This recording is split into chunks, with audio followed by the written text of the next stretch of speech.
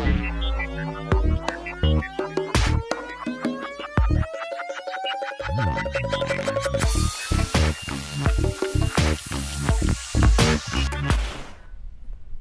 what's up, good brewers? This is Hugo reporting from the outskirts of Daylesford on this beautiful sunny day on Jaja Wurrung land. So today we're visiting one of the other businesses that is alongside the Good Brew company at this former abattoir, and that is the Fermentary. We're going to take a journey into the world of fermented foods, which can sometimes seem bizarre to the modern palate, and yet is the way our ancestors ate for millennia. We're going to do some tasting, and we're going to find out about the methodology and the philosophy of fermented food. Let's get inside.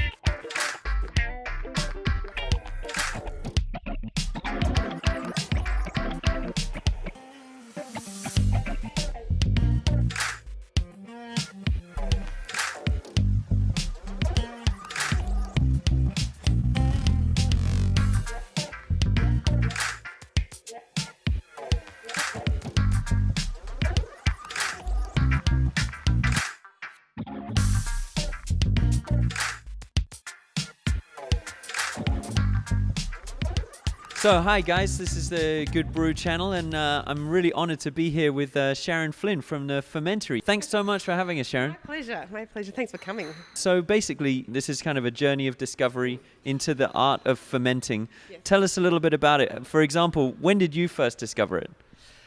I probably first discovered it just through loving food about 25 years ago. I was living in Japan and I was 23 and I didn't have any friends. I was living in the country and I made friends with all the old ladies. And then they taught me quite a lot about miso making and things like that. And then it was sourdough, which was probably my most spiritual awakening about fermenting. And that led me to Sandor Katz's book, Wild Fermentation.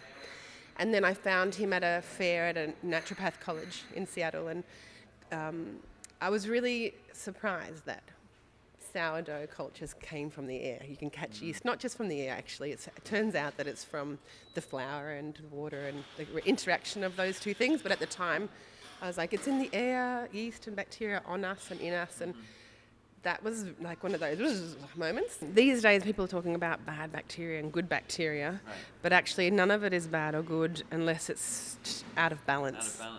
And then you'd be like, well, that's bad because it's causing all these other issues. So bringing back more of a democratic system where they fight each other off and keep a good balance by themselves as long as they have a chance to. So eating one bit of sauerkraut on a Monday and then not eating it again for 3 weeks isn't going to help.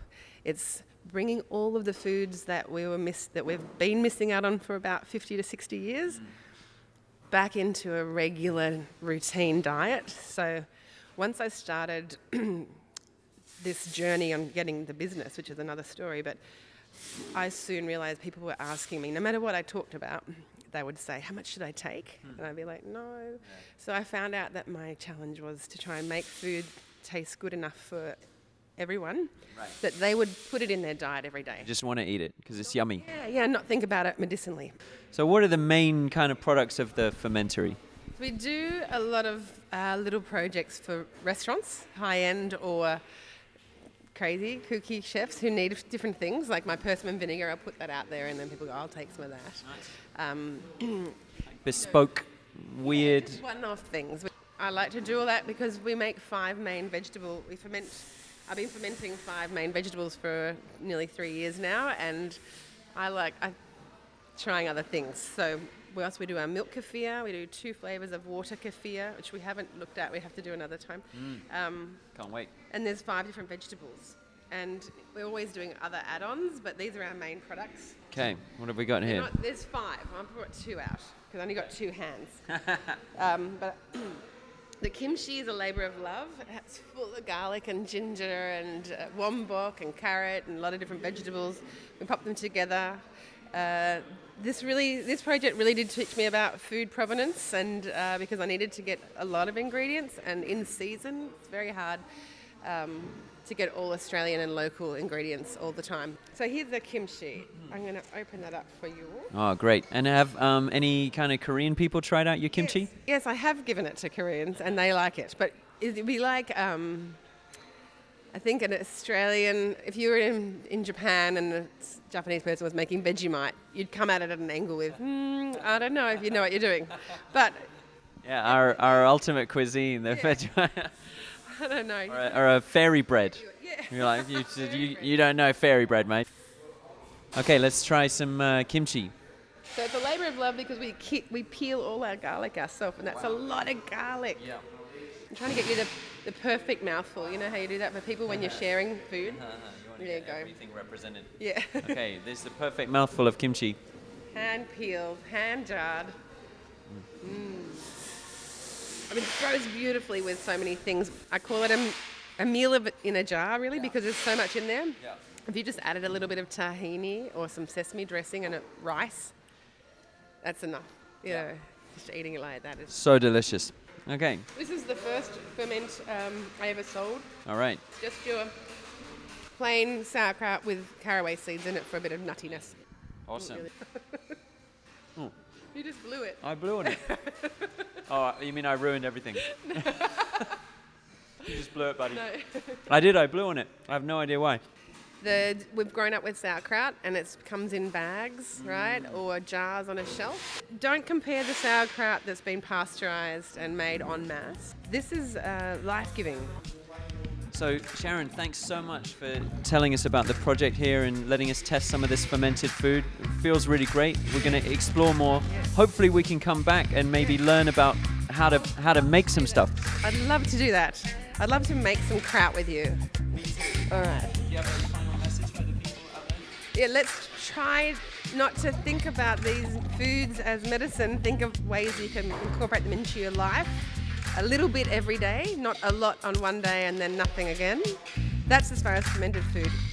In general, I'd like everyone to start thinking about where their food comes from. Just start thinking about it. Don't get paralysed in the supermarket like I do. You're like, I can't buy anything. But just thinking about that makes you probably want to support small-scale artisan producers. Not just me, there are so many of us. And we're doing the right thing with the food for you guys. Okay, thanks very much, good brewers. We'll see you next time on the show. Bye-bye. Hey, guys. Hope you enjoyed that conversation with Sharon Flynn. Actually, it happened ages ago. I barely recognized that scruffy guy on the screen. And that day, we talked about so much. We talked for about an hour, and it was really, really fascinating. So that part you just saw just scratched the surface of what we talked about. If you want to see more, and I really want to share more with you, please leave a like and a comment down below. Let us know that you want more clips of this Sharon interview. And in the meantime, if you do want more information from her, one of the best ways might be to grab this book she just put out, Ferment for Good, which is full of recipes and the philosophy and spirituality and methodology of fermented foods. It's really a beautiful book. So you should definitely get hold of a copy of this too. Alright, well that's it for now. We'll be back with more interviews, more content on this channel, so be sure to stay tuned.